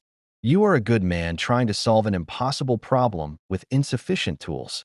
"And what's the impossible problem?" Rick asked. His voice was level. He had, Kratos noted, come to this meeting without the python, an intentional signal whose meaning Alpha would have already parsed. "Civilization," she said simply. "You are trying to rebuild a thing that contained the seeds of its own ending. The world before had everything your world has: walls, rules, hierarchies. The agreement to pretend that the agreement was permanent, and it ended. Not because of the dead. The dead were a mechanism. The world ended because it was always going to end. Because what you call civilization is what happens when human beings refuse to accept what they are." She looked between them. "We are animals, capable animals, but animals. The dead understand this. They do not pretend. They do not build walls against their own nature. They simply are what they are." "They are not anything," Kratos said. "They are the absence of what people are. They are not truth. They are what remains when truth has been removed." Alpha looked at him with the sharpening attention of someone encountering an argument she had not fully modeled. "Elaborate." "The dead do not suffer," Kratos said. "They do not love or mourn or create or protect. They hunger and move and end. You have looked at the removal of suffering and called it wisdom." He held her gaze. "I have been to the realm of the dead in two different worlds. I have spoken with those who have passed beyond life. None of them, not one, described their condition as freedom. They described it as loss." A pause. "You are building a philosophy on the premise that loss is liberation. That is not wisdom. That is the conclusion of someone in tremendous pain looking for a framework that makes the pain feel like enlightenment." The bodyguard behind Alpha shifted his weight. Alpha herself was very still. "You speak of realms of the dead as fact," she said. "I speak of everything I say as fact," Kratos said. "I do not have the luxury of mythology. I have walked those places. I have fought what lives in them. I have carried the dead across those thresholds and been carried myself." He looked at her steadily. "I am telling you that the dead are not your teachers. They are not your truth. They are people who have lost everything that made them people. And the loss is not beautiful, and it is not wisdom. It is just loss." Alpha was quiet for a long moment. The Georgia morning moved around them, birds that had learned to coexist with the new world, calling from the tree line, wind in the kudzu, the distant ambient sound of the dead drifting through the fields to the south. "You believe that," she said. "Not a challenge. An assessment." "I have no reason not to," Kratos said. "I have seen the alternative, and it is not preferable." The meeting lasted 2 hours. Rick negotiated with the precision of someone who had learned diplomacy through catastrophic failures of it. Each concession calculated. Each boundary stated without aggression but without flexibility. The map of what was acceptable drawn in language. That was clear enough to be understood and firm. Enough to mean something. Alpha listened with the patience of someone who had decided to receive information before deciding what to do with it. And she spoke in the even, stripped-down register of a woman who had edited her communication down to its load-bearing elements. They established, provisionally, a boundary. Territory south of the marked road belonged to the Whisperers. North was Alexandria and the communities affiliated with it. The herds would not be directed north of the boundary. Alexandria would not send people south of it. It was not peace. It was the geographical formalization of a standoff, a line drawn in exhausted earth that both sides understood would hold, exactly as long as neither side had sufficient reason to cross it. When it was done, Alpha looked at Kratos with an expression that had shifted slightly from its opening configuration, still controlled, still stripped of performance, but carrying something additional that had not been there at the start. "You are not from this world," she said. It was not a question. "No, but you chose to involve yourself in its problems." "I did not choose to arrive," Kratos said. "I am choosing what to do now that I am here." Alpha absorbed this. Why protect them? A gesture toward Rick, toward Alexandria, toward the whole project, of walls and rules and the reconstruction, of what she considered a failed experiment. You are not bound to them. You owe them nothing. You could walk through this world and take what you needed and leave the rest to its own conclusions. Kratos looked at her for a long moment. He thought about how to answer this in a way that was true rather than merely satisfying, because she was a person who would hear the difference. And it mattered that she heard truth, rather than rhetoric. "Because I have already been what you are describing," he said. "I have walked through worlds taking what I needed and leaving the rest to its conclusions. I have been the thing that owed nothing and answered to nothing." He paused. "The worlds I walked through that way are gone. The people in them are gone. And I am still here, carrying the weight of what it cost." He held her gaze. "I am not protecting them because I owe them. I am protecting them because I am trying to learn, late, imperfectly, and with considerable difficulty, how to be in a world without destroying it." Alpha looked at him for a long time.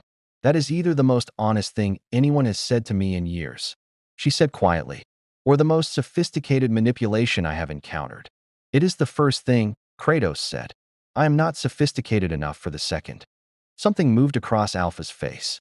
Brief, carefully managed, but present, the specific flicker of a person encountering something that destabilizes a load-bearing wall in their architecture and choosing, in real time, how much to let the destabilization show. She turned and walked south without another word, the bodyguard falling in beside her, and they disappeared into the tree line, with the particular quality of people who had learned to be swallowed by landscape. Rick stood beside Kratos watching the empty road. "That went better than I expected." "It went as she allowed it to go," Kratos said. "Do not mistake her tolerance for the meeting as evidence of her acceptance of its conclusions." Rick nodded slowly. "You think she'll hold the boundary. I think she is intelligent enough to hold it, until holding it no longer serves her purposes." Kratos turned north toward Alexandria. "And I think her purposes extend beyond territory." "What do you mean?" Kratos walked for a moment before answering. He thought about Alpha's eyes moving to him and staying there, about the message she had sent, that she had been waiting for something like him, about the way she had listened to his argument about the dead not being teachers with the attention of someone filling a gap, rather than defeating a position. "I think," he said carefully, "that she came to this meeting for me, that the boundary negotiation was functional but secondary." He looked at the road ahead. "She is searching for something, some answer to a question her philosophy has not resolved." "What question?" Kratos thought about the camp in the valley, the children with narrowed eyes, the herds moving at invisible direction, the woman who had made herself into something that could not be hurt anymore and stood in it, like it was victory. Whether she was right to become what she became, he said. Whether the cost was worth the protection it provided. He paused. "It is the question everyone who has made themselves hard asks eventually, when the hardness has done its work, and the threat that required it is no longer the immediate concern." He looked at the Georgia sky. "She has not found the answer yet. She came to look at me because she thought something that had survived What I have survived might have found it. Did you? Rick asked. Find it. The road stretched ahead of them. Alexandria's walls were visible in the middle distance, the solar panels catching morning light. The guard on the wall a small figure against the sky. No, Kratos said. But I am still looking. He walked in silence for a moment. That is the difference between us. She stopped looking and called the stopping wisdom. He paused. I have made that mistake before. I know how it ends. They walked back to Alexandria together through the Georgia morning. And the boundary they had drawn held for 11 days before everything changed. It was Glenn who found the body. He was on a supply run 4 miles north of the boundary, well within the agreed territory, accompanied by 2 others, moving through a suburb that had been picked over many times but still occasionally yielded useful things. He found her near the remains of a gas station, positioned against the pump island with the specific deliberateness of something placed rather than fallen.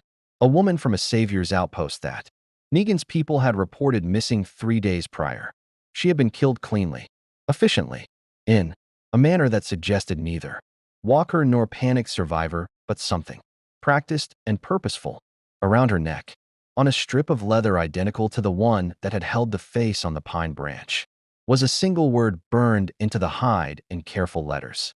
Glenn brought it back and set it on Rick's table, and everyone in the room looked at it, and the room was very quiet. The word was north. Kratos looked at it for a long moment, thought about the boundary drawn that morning, thought about Alpha's eyes, thought about 11 days and what could change in them and what had apparently already changed. She did not send this, he said. Rick looked at him sharply. How do you know? Because this is not her method, Kratos said. This is someone using her language. He looked at the word on the leather, at the careful burning of its letters. Someone within the Whisperers who does not share her interest in the boundary, who is pushing the timeline. He paused. Or someone who wants us to believe the boundary is already broken so that we break it ourselves. The room processed this. Either way, Michonne said quietly, someone just told us the line has moved.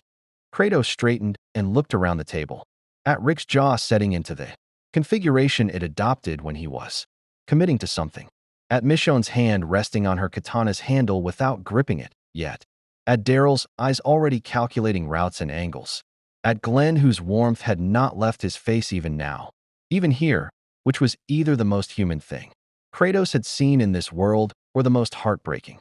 Then we need to know which, Kratos said, before we respond to either.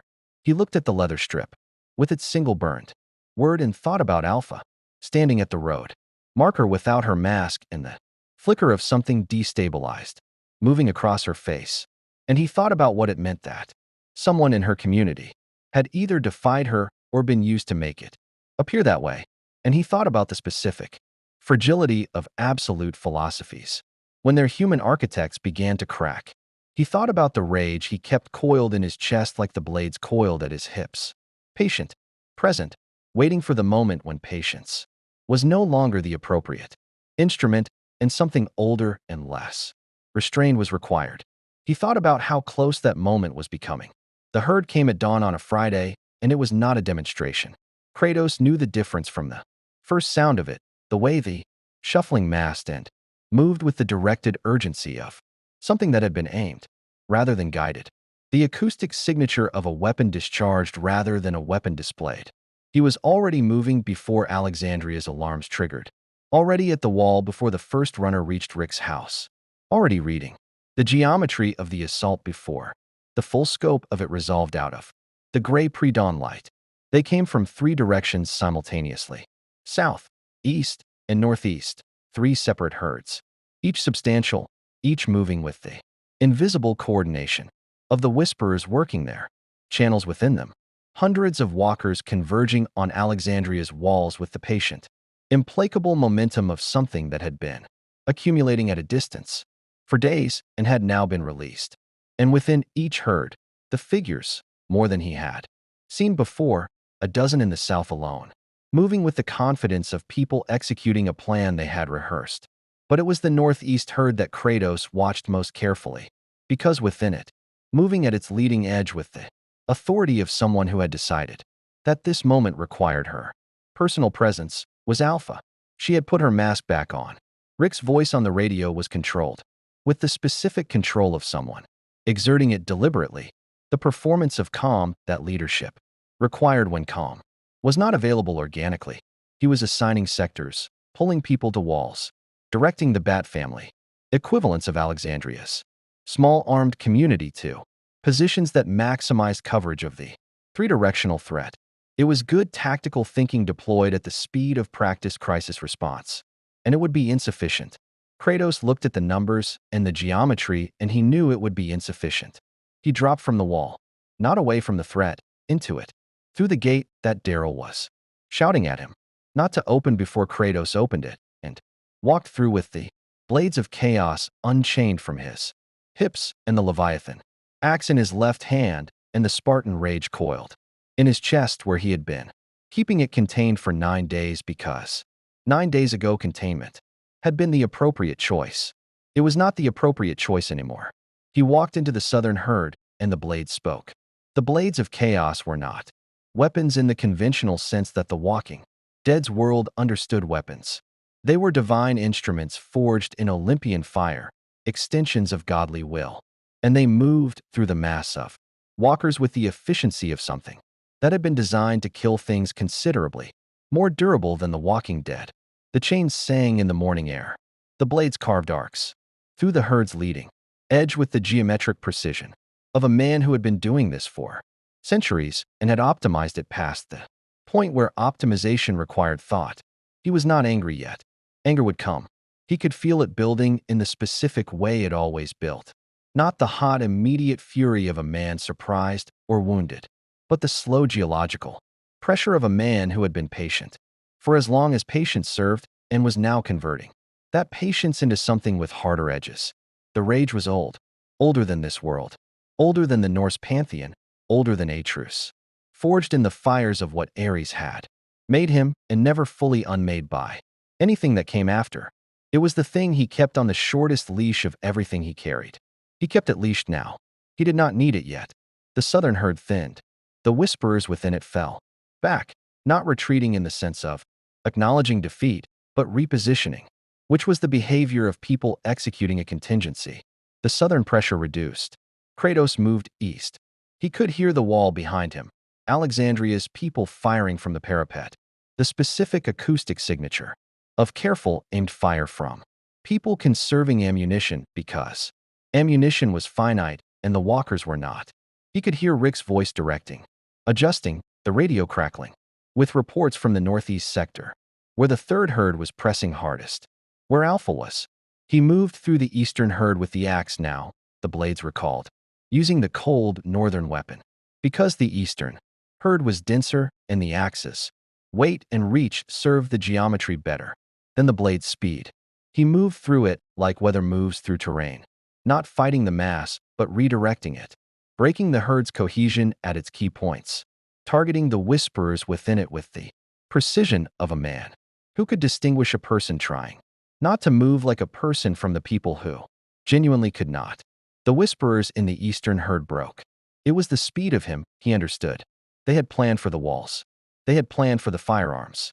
They had not planned for something that moved through a herd of walkers like it was walking through an inconvenience that targeted them specifically within the mass they had believed made them invisible, that did not flinch or hesitate or expend the mental resources on fear that every other opponent they had faced had been required to expend. They ran. He let them run. He did not pursue, because the northeast sector was still engaged and because the geometry of the overall assault was changing now that 2 of its 3 prongs had collapsed, and because Alpha was in the northeast, and this was not over. He found her at Alexandria's northeast wall. She had done something tactically elegant with the third herd, driven it against the wall's weakest structural point with a precision that suggested prior reconnaissance, and the wall was failing. A 30-foot section groaned and buckled under the combined weight of the pressed mass, and Kratos arrived at a run to find the wall giving way in pieces, walkers beginning to breach through the gaps, and Alexandria's defenders falling back from the break in the controlled retreat of people executing a contingency they had hoped not to need. Carl was at the break. He had not retreated. He was standing at the widening gap with a rifle and a hunting knife and the expression of someone who had decided that this particular ground was worth holding personally, and he was holding it with the specific furious competence of a boy who had grown up inside violence and had made of it something that was almost, but not quite heroism. Kratos killed the first 12 walkers through the gap in the time it took to cross the distance between himself and Karl, and he arrived beside the boy and put the axe through the gap's frame in a way that arrested the wall's continued collapse, bracing it with the weapon's haft against the structural load, and for a moment the breach was held. "Get back," Kratos said. "I'm holding." "You are holding a rifle against several hundred walkers," Kratos said. "Get back." Karl looked at him, at the axe holding the wall, at the mass of the herd pressing against it from the other side, the weight of the dead pushing against the weapon that had killed Norse gods with the indifferent patience of a force that had no concept of what it was pushing against. He got back. Kratos held the wall with one hand braced against the axis, Halfton turned to face the interior of the breach, where walkers were still coming through the lower gaps, and he killed them with the blades in his right hand while the left held the structure. And it was here, in this moment, holding a wall with one hand and killing with the other, the mathematics of the situation finally exceeding what patience and tactical precision could manage, that the rage arrived. It came the way it always came, not as decision but as revelation. The coiled pressure in his chest releasing into something that moved through his body, like light moves through a lens, focused, intensified, converted from one form into another that was capable of things the original form was not. His eyes did not change. He did not howl. He had learned, over decades and across two mythologies, that the rage was most effective when it was quiet, when it did not announce itself, but simply expressed itself in the efficiency and scale of what followed. The breach closed, not the wall. The wall was compromised and would need rebuilding. But the pressure against it stopped because the things providing the pressure stopped, and they stopped because Kratos moved through them with the focused arithmetic of divine fury and the specific economy of a man who had decided that the number of things standing between this moment and its resolution needed to become zero. The herd broke, without the whisperers, direction, without the invisible shepherds, maintaining its cohesion and momentum. The northeastern herd fractured into its component parts, the individual walkers reverting to their default behavior, drifting without the imposed purpose that had made them a weapon. They dispersed into the surrounding terrain with the unhurried randomness of a thunderstorm passing, dangerous still but no longer directed, no longer the instrument of someone's will. Kratos stood in the wreckage of the breach and breathed. Alpha was waiting for him 60 yards north of the wall. She had not fled with her whisperers. She stood in the field in the early morning light without her herd, without her bodyguard, with the specific stillness of someone who had reached the end of a calculation and was standing in its result. Her mask was in her hand. Her face was bare.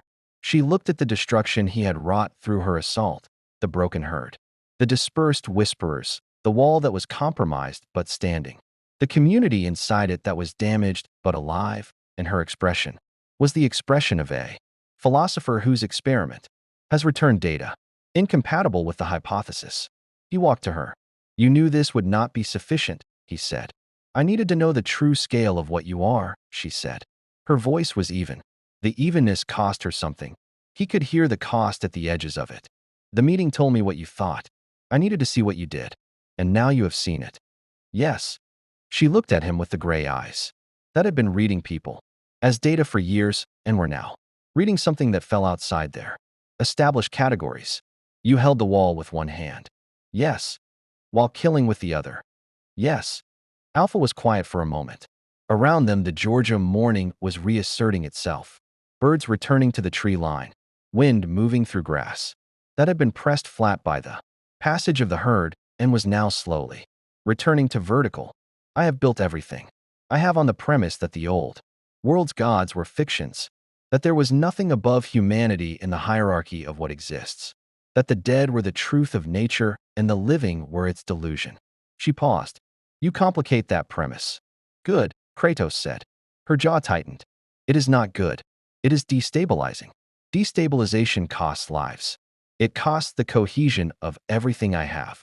What you have built, Kratos said, is a community of people who have been taught that their humanity is a weakness, that the children in your camp look at the world through narrowed eyes because you have taught them that hope is a liability. The rage had receded to its coiled position, but the words carried its residual heat. I have seen what happens to people who are taught this. I was taught this by a God who decided that grief and love were vulnerabilities, to be excised in the making of a better weapon. He held her gaze with the specific directness of a man, delivering a truth he has paid for. You are making weapons. You believe you are making survivors. You are making weapons and calling it wisdom, and the difference matters. Alpha stared at him. My daughter, she said, and the words came out stripped of the evenness. Just the raw material of them is in that camp. She has survived because of what I taught her, because I made her hard enough. Is she happy? The question landed in the space between them and sat there. In the Georgia morning with all the weight of its simplicity, Alpha's face did not change. Everything else about her changed. That is not, she started. A relevant question? Kratos said. It is the only relevant question. Survival without the things that make survival worth enduring is not an achievement. It is a prolonged ending. He looked at her steadily. I know. I spent a century achieving it. The silence stretched.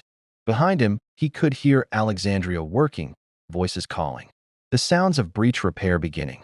Rick's voice steady on the radio managing the aftermath with the particular competence of a man who had survived so many afters, that the after was where he lived. Now, alive, organizing, refusing to stop. Alpha looked at the wall, at the community behind it, at Kratos. What do you want from me? She said. Nothing, Kratos said. I want nothing from you.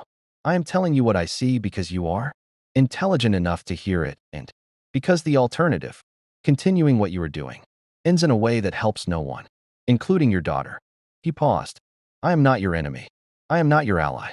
I am someone who has been where your philosophy leads and is telling you the view from the destination is not what the journey promised. Alpha stood in the field for a long moment, her mask in her hand, her face bare and complicated and human, in a way that the mask was specifically designed to prevent. If I pulled back, she said quietly. If the boundary held, if things went differently. She stopped. The sentence had reached a place she did not have language for yet. I don't know how to, she stopped again. I know, Kratos said. The not knowing is where it starts. He left her standing in the field and walked back to Alexandria's damaged wall and the living people behind it. 3 days after the assault, Alexandria buried no one. This was not normal. This was, by the accounting of everyone inside the walls who had lived through enough of the world's new mathematics to understand the odds. Something close to miraculous. The wall had been breached and repaired. 2 people had sustained injuries that required the community's medical resources and the careful attention of the woman named Denise, who had learned medicine the way everyone in this world learned everything, by needing it badly enough and having no alternative to competence. The injuries were serious. They were not fatal. The community had held. Rick stood at the repaired section of wall on the morning of the 3rd day and ran his hand along the new timber and the salvaged metal sheeting and the careful, pragmatic patchwork of it. And Kratos stood beside him and said nothing because nothing was what the moment required. 3 years ago, Rick said eventually, I would have called this a victory. It is a victory, Kratos said. It doesn't feel like one. Victories rarely do from the inside. Kratos looked at the patched wall. From the inside, they feel like the moment when the bleeding slowed. The relief is real, but it is not the same as the absence of the wound. Rick was quiet for a moment. She pulled back. Alpha. Completely.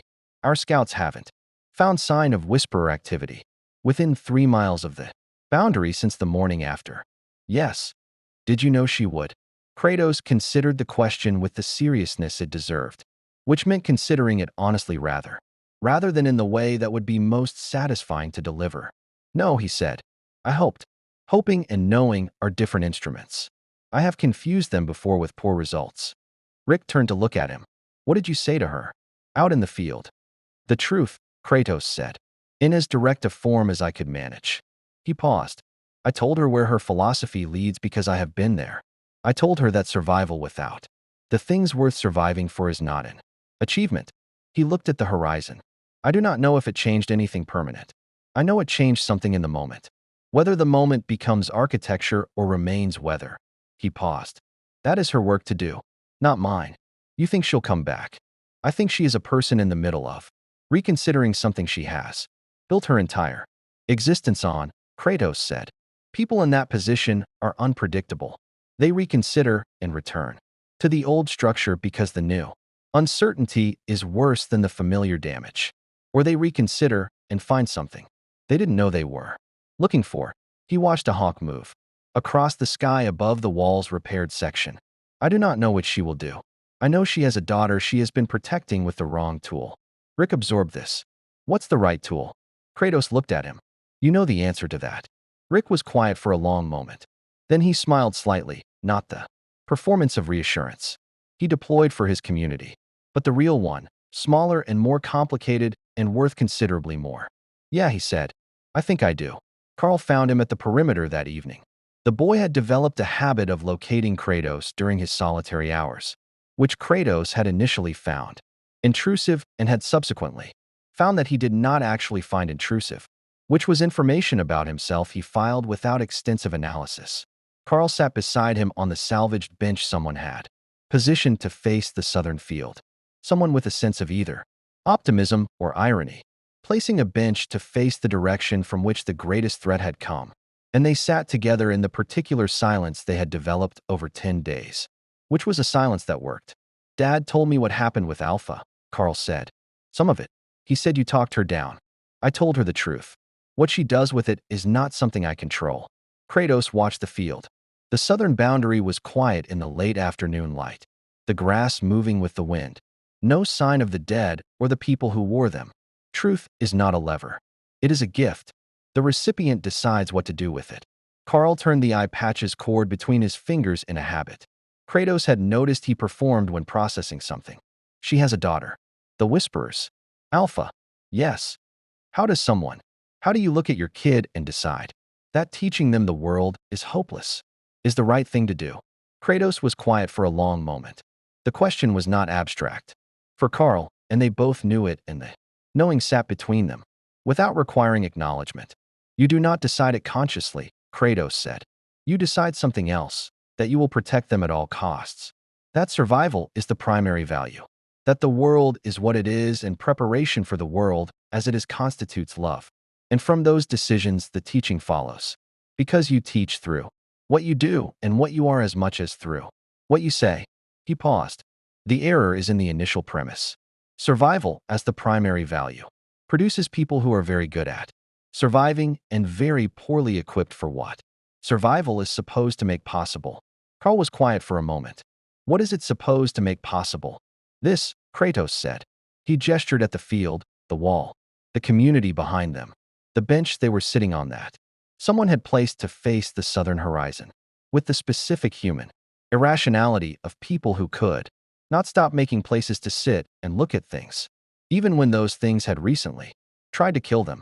The attempt, the building, the stubborn continuation of the project of being something more than what the world's worst moments ask you to be.